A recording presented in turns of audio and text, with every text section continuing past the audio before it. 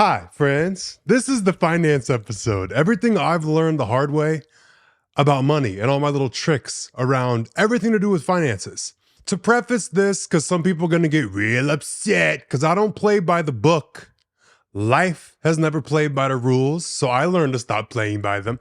I'm not going to be talking about anything illegal, but I'm going to talk about all of the things from my financial life, from being broke to being where I am now, chilling, doing great. So this is not me telling you what to do, kinda, but this is everything that I do and have done from the start to now. And this is everything I wish I knew sooner. Fixing bad spending habits and bad financial habits is harder than quitting drugs. From my own personal experience, I don't know what it is. Getting money right in your head is harder than quitting a substance. And I'm talking a lot of different ones, not the crazy shit. I ain't never been on none of that.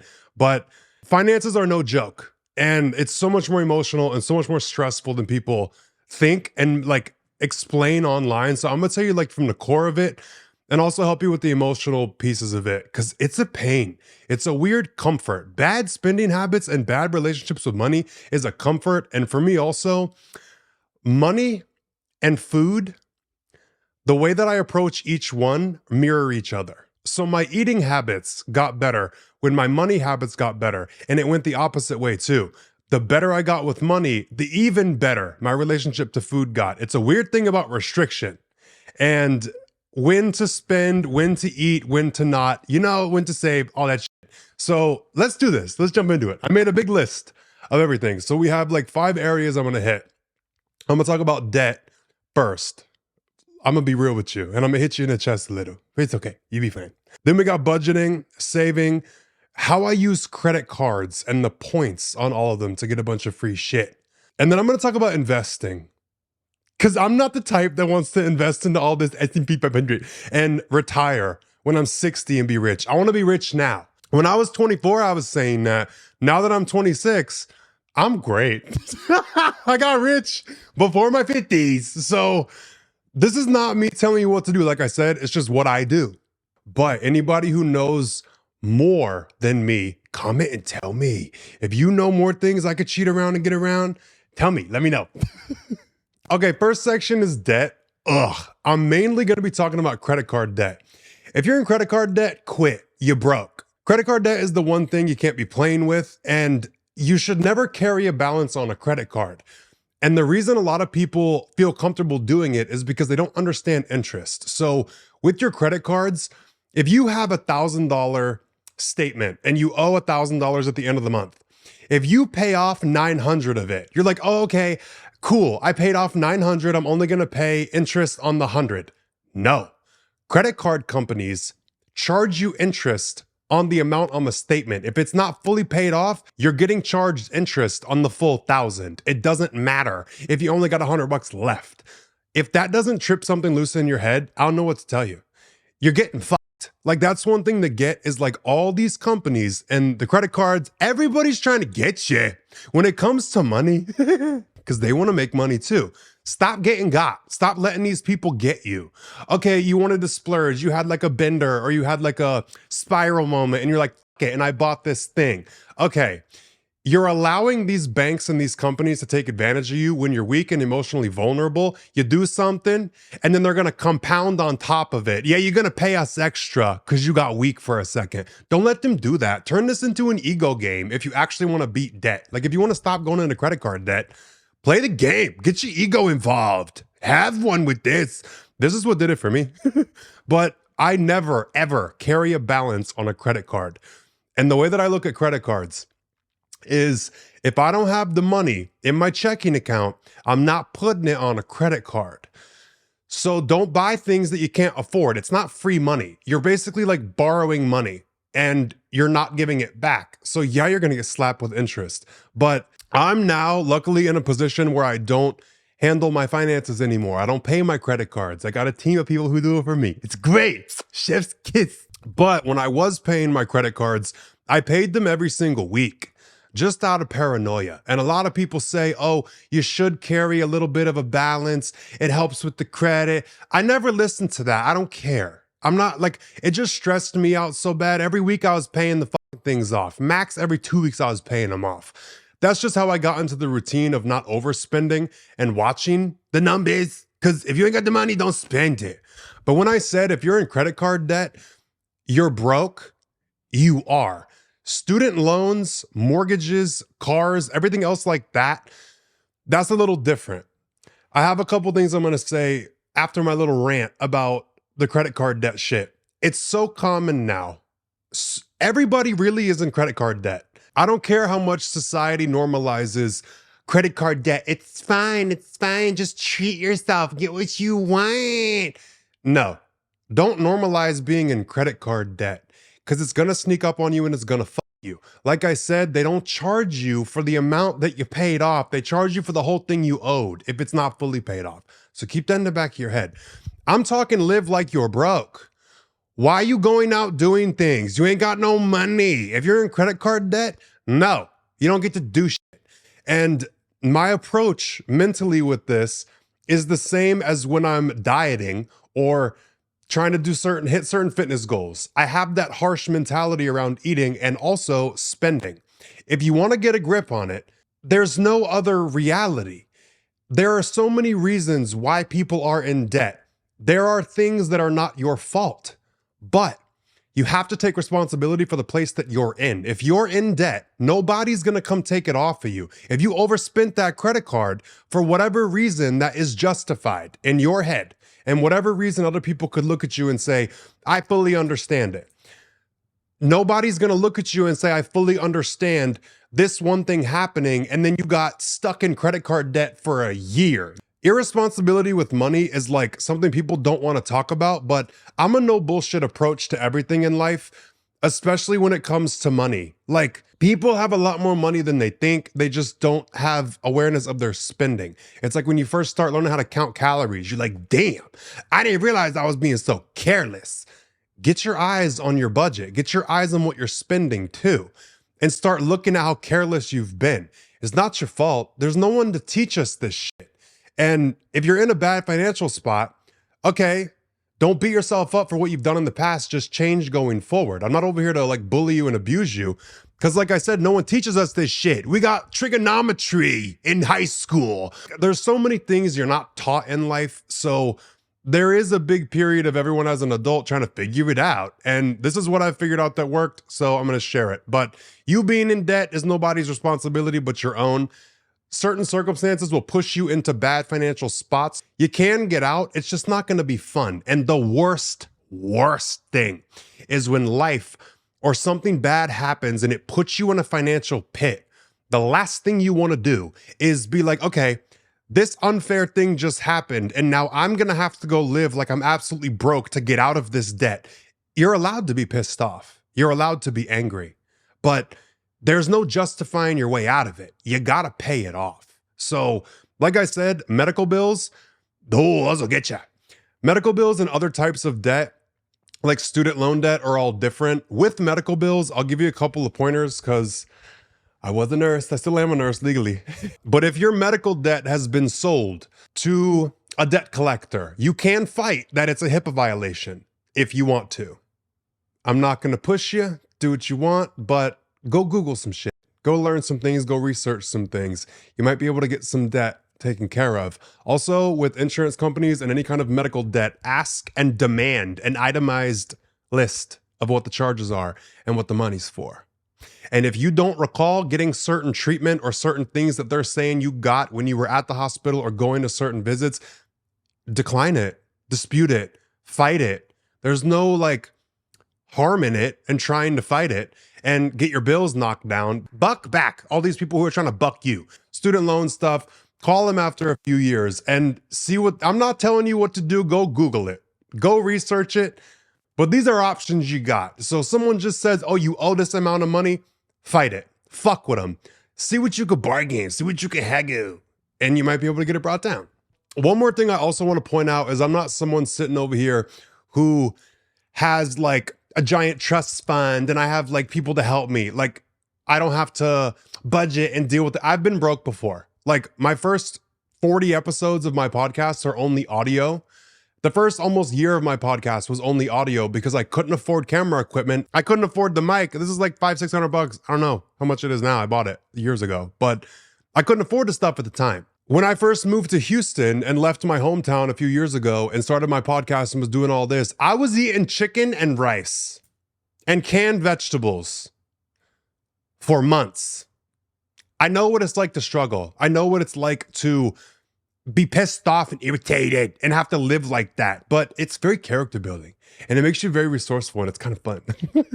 And low key, I miss those times. Like I miss those days now. I'll never be in that position again because I'll never allow myself to. I've set myself up financially where no matter what, I'll be fine. But I kind of miss that. Like the set yourself up mode. There's more I'm going to get into about the living broke stuff to get yourself into a secured spot. But let's move on to budgeting and my whole perspective on that. So I heard about that whole like envelope thing long time ago. I forget who it was. I don't remember who it was online. Somebody's talking about, oh, the envelope thing. You make a fucking envelope and you get your cash from your checks every week and you separate your money with different things for your bills.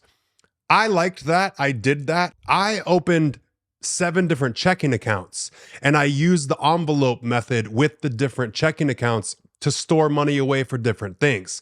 And all your bills that you have, make different categories for each one. But one really, really big extra envelope I always add is piss away money. So every time you get paid, every time you get some money, you divide it up into your little categories. Add money into your piss away account. So you have money to piss away. It's like when you go out and you see something. It's like, oh, I want that. And then it's not the constant, oh no, I can't have this, can't have that. You have money to piss away and you have money. If you want something stupid, you can go buy something stupid. And it's the little things that make you happy. Money makes you happy. Buying certain things brings you joy. There's a little ghost that I have that I bought when I was in Houston and it was $20. Back then, me buying that ghost for $20, I think it was $25. It was like, damn. But I have my little piss away money spot. So I pulled the $25 out of there and bought myself a little ghost. That little ghost, I still have it. I put it out every Halloween. It makes me so happy. There are going to be things that just make you happy for no fucking reason. Buy them. Have money set aside to buy them. I used to have envelopes so detailed out when I had hair. I would get my hair cut every week. I put $50 a week in the envelope to have for my haircut. Like I would separate my money boots. Like it was very organized, very nice. But the thing that it did to me mentally, and the reason I like this method is you're preparing and you feel prepared for bills and expenses. You're not a victim to them. You're not just getting bitched around by constant things popping up. Oh, I got to pay this. I got to pay that. And you're just like confused and you feel like I just can't get ahead. So putting the money aside and splitting it up in different checking accounts or the envelope method, it makes you feel more prepared. But there's a big emotional shift that has to happen. I don't want to get too spiritual into all this about the whole thing with money. I have other episodes that are a little more spiritual about money, but that's a big thing, is preparing. Now, the other thing with the checking accounts is I cut up the credit cards for all of them except my main checking account, like my spending one. And then I had my other debit card for my business checking account. The reason I only had the one debit card is because when I wanted to buy something, I had to go in and transfer the money out of my piss away account and put it in there. Or if I had a certain bill come up, I had to transfer the money from that thing to the checking account to pay it. So I only was spending out of the one account, but I had the other one set aside, and that's how I put the money in and move it around. This is also very self-esteem building when you have something that you need money for, and you're like, wait, I can go to myself for it. And I can go to one of my other accounts and I have the money for it. Here, I'll just transfer it over. Boom, I gave myself money. You become a lot more confident and you feel more stable in life because you're not like having a bill pop up. You're like, what do I do? Who do I go to? It's like this frantic shit. You don't have that because you already got the money set aside. So it's self-esteem building when you know you got your own back. And it's like, hey, my other account, look at me. And one thing not a lot of people say is how isolating it is when you're trying to get your finances in check and you're trying to fix the way you spend money, maybe save a little money, maybe get out of debt. It is very isolating. And the point that I'm going to bring up with that is you don't have to stop going out with people, being around people, going to eat. Be strategic and be smart. And one thing with me being Albanian that was very hard is when the bill comes at a restaurant, usually I was always the one to pay. With my family, with my close friends, yes. But with friends, guy friends, other girlfriends, it's like it was hard for me to say that the bills are separate. If you cannot lay down the boundary and tell your friends that the bill is separate, if you can't let yourself stop being taken advantage of by people that you don't care about more than everybody else, so you got your inner circle and then you got like the second layer of the circle. Don't be buying people drinks. Don't be buying people dinners. Don't be doing none of that. If you can't lay down the boundary, remove the temptation. If you can't say the checks are separate, you pay for what you got, then don't go. Same thing with food. If you can't be around cake and say no, then get rid of the fucking temptation. Don't even have it around. It's like the same thing with food, like I said, it mirrors. But that's one thing that helped me a lot, is removing that obligation and just like committing, like, okay, yeah, it's going to be uncomfortable for a little bit from my cultural background to not take care of the bill, but it gets easier. When you're dealing with Americans, it's fine. That's their normal. So it's not like a big deal. And you might feel like it's a big deal to only pay for yourself with like distant friends or like just whatever, like party friends, whoever, but it's not going to be that uncomfortable and everybody's going to kind of get it. And also if people start not wanting to hang out because yeah, you got to float your own bill, you just weeded out a fucking mooch. So good job. One thing I will say about budgeting that a lot of people do not agree with is when it comes to a car, a lot of people get so mad and pissy. They got like a hard on for telling everybody, get a piece of shit car. Don't have a car note. No. Okay. Get the nice car. Get the reliable car. Don't be getting nothing fancy crazy, but buying a newer car, get it under warranty. Get a car under warranty for a while. So you don't got no expenses with it. You don't got to worry about, is the motherfucker going to start? Is whatever. You could find ways to make more money to cover the car. I bought a car in 2019. That was a 2019. I think it had like 3,000 miles on it. I had a Chrysler 300S. I'll finally tell y'all what I drove for a while. I had that car for 5 years. Even when I started making money, before I moved to LA, I still didn't upgrade my car. When I was in LA, I was driving the Chrysler. Didn't care. It was still nice. It was the leather, all black, tinted out windows. I loved the car. I had a lot of memories with the car. But yeah, in LA, I had that like doubt and like the insecurity because everything's about the money and the cars and shit over there. But I didn't care because I knew how much I was making, one, but two, the car was paid off. So I was like, why am I gonna go get a nice car and go to LA where people are gonna ding it up and fuck it up? You got a valet everywhere you go, park on the street, all these crazy people around all the time. I'm not taking a nice car out there. And then when I got to Texas again, when I came to Dallas and moved here, I still waited a little bit to find the exact car that I wanted. Then I went and custom built my dream car, which is insane. But I didn't get money and then immediately go jump to upgrading a car. My point here though is reliable cars are important.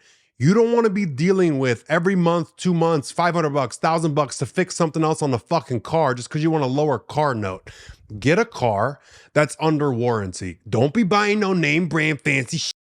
It's not a big deal to have a car that's not like super name brand, whatever. Just have it under warranty. Make sure you're good. It's not going to be an expense. It's not going to be a headache. And you got a little confidence when you're driving around. You're like, yeah, okay, it's reliable.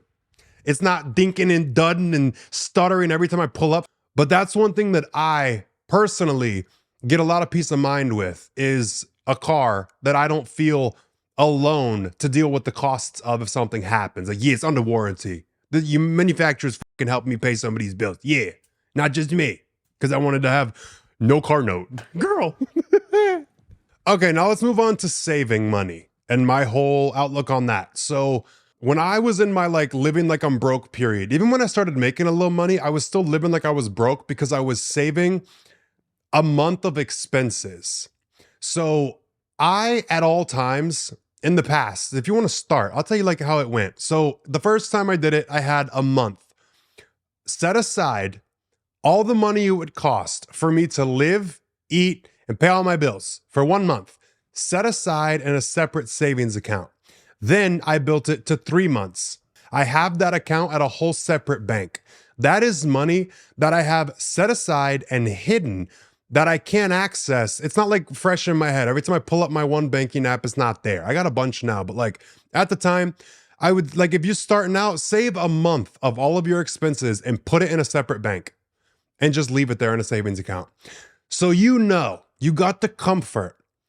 If everything goes to shit or if something goes wrong, I can live for an entire month. I have 30 days to figure something out. The peace that you get, the confidence that you feel, just the relief of having that money in the side. Then build it to 3 months. Have 3 months of your expenses because you become free and you're able to walk away from anything. So if you got some shit going on at a job you don't like, you got the balls now. You can afford to walk in there and walk off. Be able to walk away from anything. And this is how you can set yourself up financially to be able to do that. I would say have a minimum of 6 months of your bills set aside eventually. I'd say like get to 3 months and then you could be a little bit more relaxed with how fast you build it. But I have a year at all times now. You just walk around with the peace of knowing, well, everything I've got now, okay, if something goes wrong, I can survive for a month. I've secured myself. That confidence gonna radiate. It's gonna change like just the everyday anxiety that you feel and the stress that you feel after you get out of the debt and you got that 1 month, please. And then you bump it to 3 months, please. You're gonna like be able to afford to be yourself when you do that because you know you got yourself. You can say no to shit you don't wanna do or say no to certain treatment that you get or have to deal with because you need money. So you kind of set yourself free. Okay, so separate from that account, that's just your expenses on the side. That's what I like to do.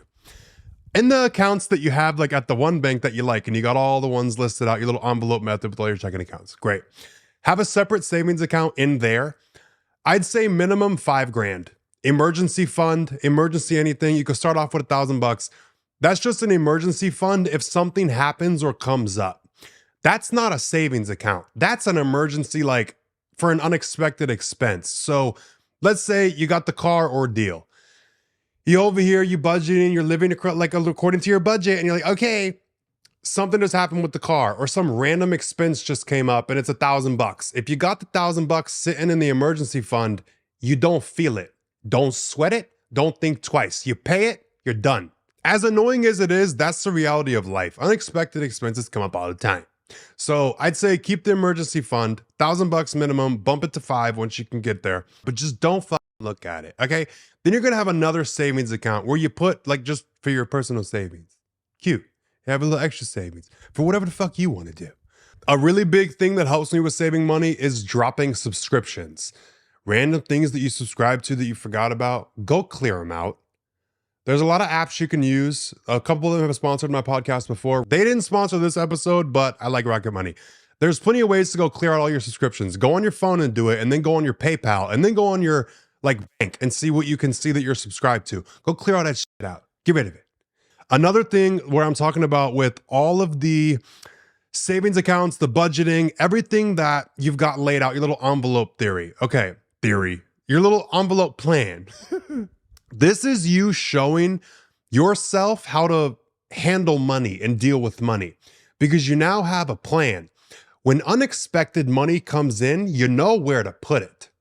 So if you're still trying to build that first, all the bills, the 1 month of bills separate, you know where to put the extra money. Once that's covered, you got a month of all your expenses in that separate bank. Great.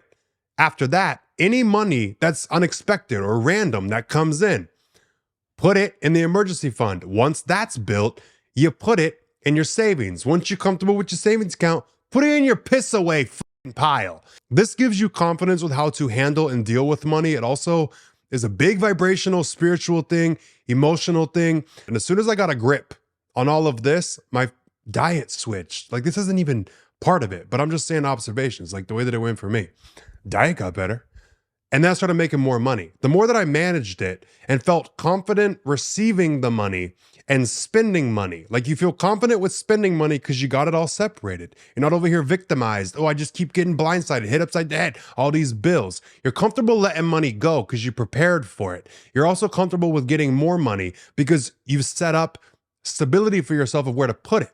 And you're making yourself feel secure. You can use money to bring yourself certain feeling states and to cause certain feeling states. If you want to feel stable and secure, organize the shit and get comfortable with letting it go and letting it come back in. Now, let's talk about the credit cards and the credit card points and what cards I use and how I use the points.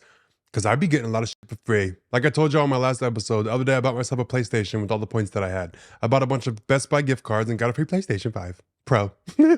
First thing I'm going to call out is the whole American Express thing. People are dumb. They don't know how to use it. Like you need to like card max with the points. And the more money you make, I always thought like, oh, rich people don't care about the points. They do. And if you do it right, you can do it right. Like, it's a missed opportunity if you're not doing it. If you Elon Musk, who gives a damn about a point?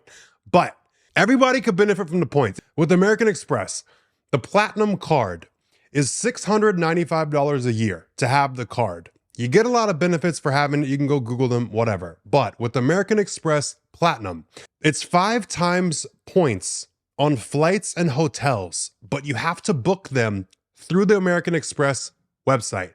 One mistake I fucking made. So I have that card only for travel and hotels.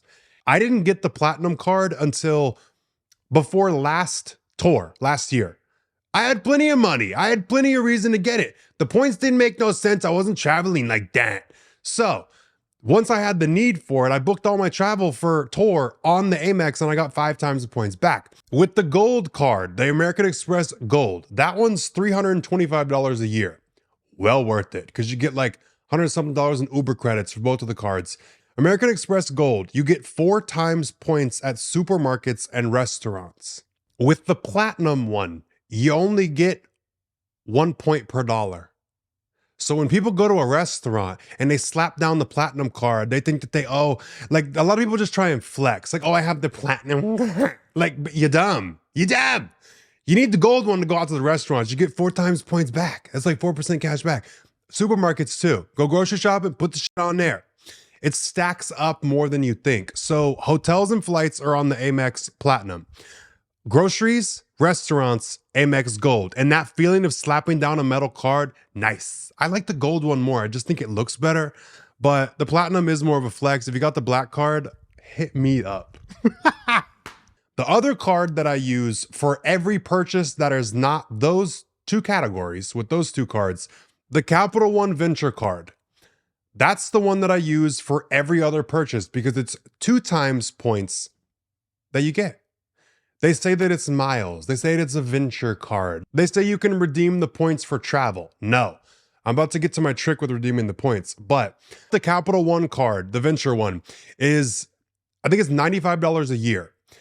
They give you $120 credit just for having their card for TSA. So TSA PreCheck is free. So if you already buy TSA PreCheck and pay for that, you might as well just buy the card. It's cheaper. And then get the TSA for free and then have the 2 times points on the card. You see what I mean? Be smart about it. Look at what you get with all the credit cards. And if you don't have high enough credit to get certain cards that are like I'm mentioning, you can look at all the rewards and start looking at which one you can get right now that has the best output. But the whole thing with the rewards, one, with the American Express, the Platinum, there's a lot of really, really good deals that you get. Also, the gold has a lot too. But one that I use every single time it comes up is at Versace. If you spend $700, you get $150 credit from American Express. So you get $150 off, basically. And they have that for all kind of stores. So that's a big way to save a lot of money. A lot of cards have them too. It's not just the Amex, but the Amex has the best ones. Now, when you're redeeming the points on your credit card, redeem them for gift cards. They have gift cards that are digital that you can get sent to your email immediately. The main ones that I get gift cards for is Instacart, Uber, because you can use it on Uber Eats and Uber. If you're gonna buy furniture on Wayfair, they got Wayfair gift cards, they got Amazon gift cards. If you need equipment, they got Best Buy, they got Apple. My main thing is any repeated expense that I have. I use Instacart every single time I order groceries. That's just free when I get the gift cards. So if once a month I get a $200 gift card, that's $200 knocked off groceries. So it stacks. But when I say redeem the points for gift cards, if you redeem the points for statement credit, it's not usually as high as a conversion. Like you get fucked. So go peruse the site. If you've been wanting to buy yourself something, you want to buy some design it. They have Neiman Marcus, Saks, Nordstrom. They got all those brands and all those companies in the gift card category. Also with travel, when you redeem the points with booking flights through the Capital One card or the Amex cards, it's better when you convert it to cover the flight or the hotel when you book it through that. So don't be using the points on your credit card for statement credit. Stupid mistake. One more thing I'm going to mention for anyone who's in the public eye, whether you're just on social media like you're a little influencer or you're higher up or you're rich. If you just got money, you need to pay for a credit lock. For sure. So no one can open shit in your name. No one can run your credit without you approving it. That's something you got to watch out for if you're trying to rebuild your credit. People are going to be running it. It's not really going to be useful unless you have someone that's trying to steal your identity or you have a lot of money. If you're in a very toxic relationship and finances have gotten involved and it's gotten twisted and it's gotten bad, that's a way to secure yourself as a credit lock.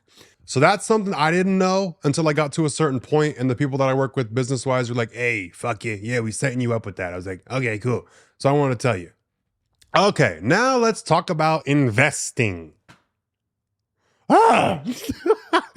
First thing you should be investing in before you go into stocks and all this crypto bullshit, you need to be investing into getting your time back. Invest money into buying your time back. So a couple ways that I do it: cleaners, housekeepers, car wash people that come to your house and clean your car for you. You ain't got to drive nowhere. You ain't got to worry about it. It's just done. Automating and getting things done for you, buying your time back, ordering groceries.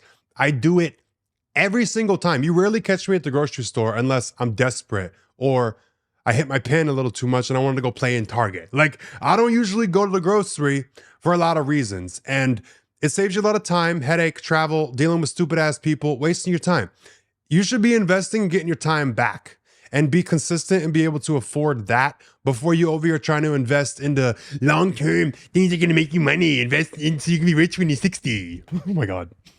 That's my outlook on it, and that's what I do. Another thing that I am big on investing in is premiums for YouTube, because I'm not watching ads. Your attention and your time is very valuable. Why are you over here watching an ad? I paid a fucking $9.99 a month, whatever it is, $15, I don't care. The Apple Music, the SoundCloud Premium, the Spotify Premium, YouTube Premium, I pay for all of it because I'm not listening to ads. I don't want that shit going in my head. I want to choose what I listen to and watch, not be fed like ads and crap. Like, be respectful of your time. If you got a little extra money, pay for that shit. It's useful. Another one is Instacart Plus and Uber Plus, Uber One, whatever the hell it's called. It saves you a bunch on fees. So pay for the premiums before you start investing into the S&P bullshit. But that's the thing about the next point I have is the whole S&P 500, investing in the stocks, investing in crypto. I don't understand it. I don't get it. And I don't care, truly, because I've been around, met, and seen a lot of people who are all in this investment space and they are broke dick. Like, yeah, they was living large. They was doing great. A lot of these little influencers are like, oh, I'll teach you how to invest, bro. I'll teach you to teach you that. Look at them all now. Where their Lamborghini Uruses go. I don't trust the whole like learning from people to invest and buying a course and all that crap. I don't personally concern myself with it. The whole thing, everybody's shoving it down everybody's throat. You need to be investing. You need stocks, S&P 500. Shut the fuck up. Enough.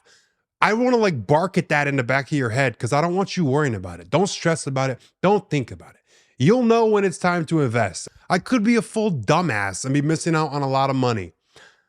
I really don't mind. I don't care. I've turned down so many opportunities of like brand deals, partnerships, all this crap. Yeah, I could have much more money. But like, if I'm not even desperate enough to sell out for it, I'm not going to stress myself out playing in the stock market. I'll go to the casino before I do that. On the topic of investing, I do like to invest in goals and things that you want to do. So I'm big on like committing hard and investing. So the pain of quitting is harder than continuing when you have a goal or something. So I have a nutrition coach again. I hired him. I'm getting back on my shit. My birthday's coming up. I'm trying to go to Cabo. I'm trying to be on the beach. So I got to get my body right. I've been slacking for a little bit. But I hire a nutrition coach when I'm ready to get back in the groove of shit. Buy a more expensive gym membership. Buy clothes to work out with. Buy equipment. If you want to like start doing something, making something, buy a laptop. And if you want to start making content or doing things, buy the equipment. Like fork out and like be nauseous at how much you just invested into your goal, because it's like, it's gonna piss you off every day when it just sits there. Like you buy a camera, it just sits there and you just look at it and you walk by, you're like, that's $2,000 every fucking day I just gotta look at. It's your choice if you make it be a waste of money or not. So I'm very big on investing in your goals and investing money where it like hurts a little, it pisses you off. So you're forced to kind of like act and do what you're supposed to do and do what you're trying to do. Make it harder to quit. So that's a big thing where I say, yeah, invest. And speaking of investing, I'm going to talk about investing in business events and business seminars. Save your fucking money. I paid $5,000 recently to go to a business event of people that I trust and look up to and have helped me a lot. I love their free content. Their books have been great. When I got to the event, it wasn't really for me. It wasn't really what I needed or wanted. When I did the phone call to like be approved to go, the person assured me, yeah, that's exactly, we can help you with all of that. The event turned into them just upselling you into a fucking $35,000 thing where you work with them one-on-one twice a year, every 6 months. And then it's like, oh, if you don't buy it today, we're going to charge you $45,000. I hate that I say it's a waste, because I'm not going to let it be a waste. I've let it like kick me into overdrive and piss me off where I'm going to make it worth it. I learned a couple of things, but not $5,000 worth. And like networking and connecting, save it. Don't worry about the business events. Read the books, watch the videos, watch the free shit. Go to your little Barnes & Noble, go on Amazon, buy some books, read as much as you can, consume as much as you can, and act. You learn more by doing. Like, I am glad that I went. I learned my lesson. I paid $5,000 for the peace of mind. I ain't going to no shit like that again. Most of it's just like trying to upsell you into something else. Another thing with courses, a lot of people online, oh, I make $1 million a year. Buy my course. I'm going to teach you exactly how. Don't get caught in none of these scams and schemes and all this shit. People who are really making $1 million a year are not going to be making a course to tell you how to do it. They're busy making the money. If you see somebody who's like, oh, my course is going to help you be a millionaire, just know that you buying their course is their income. That's how they allegedly make the million. A lot of these people lie about the numbers that they make, and they lie about their income because they want to upsell you. And then a lot of people, you'll get into their course and then it's just how to do what they just fucking did, which is sell courses to people on how to make money, and that's your income. It's a pyramid scheme from hell. There's more than you think. There's more than you realize. So my rule of thumb is, when you see somebody online, if their free content has not changed your life or helped you or improved something, there is a 100% chance nothing behind their paywall will help you either. If it's all just an act to like get you to buy something, you're going to know. So if they're not genuinely trying to help with free shit, they're not going to try to help you. Their goal is making money. They're trying to loop you in, not post things that are going to help, you know? Go on Google. I never will tell you go on Reddit, but go on Reddit. Go look up some forums. Go look up some reviews about certain people's courses before you buy them, and you'll see who's full of shit from other people who have paid the money. So my last section for this whole topic about finances is about shopping and travel, how I save money with both of those things. But I'm not posting it here because I don't want y'all getting all the information, bumping me out the sales I'm trying to get into, okay? I'm going to post that on my Substack. And I know I just talk shit about people with courses. The Substack's not a course. That's my private group where I hang out and go live and post details like this that I don't want everybody knowing. It's like the close-knit like Leo community. So if you want to join, I'll put the link in the description. But that's all I got for this week's episode. If you liked it, leave this video a thumbs up and comment a money emoji. I always say comment a certain emoji at the end of the episodes, so I like to see who makes it this far. So comment a little money emoji, or a little money bag, a little something. If you're listening on the audio version on Apple Podcasts and Spotify, leave this podcast a 5 stars rating and hit the download button. It helps me a ton. For real, hit the fucking download button. I'd prefer that over the 5 stars. Thank you, love you. As always, everything you need from me will be in the description where you can keep up with me. I have been posting a lot on TikTok, my whole meal plan that I've been doing. If you want to like eat along with me, because I got 2 weeks where I'm in Cabo. I gotta look good. But everything you need from me is in the description. Also working on some new merch. I switched manufacturers and the journal. I've talked about the journal for a while. That I'm gonna make perfect. I had to switch people. We in a whole new design process, but trust and believe it's coming. My version of a gratitude journal and my version of other things are coming too. Because I don't like that whole, today I'm grateful for this. Shut the fuck up. I'm so excited for the journal. I just need to get the right person who can make it. But that's it for this week. Thanks for hanging out. Love you so bad. Everybody be safe. Take care of yourself. Get your money right. Get your finances right. I just told you how. I'll talk to you guys next Sunday.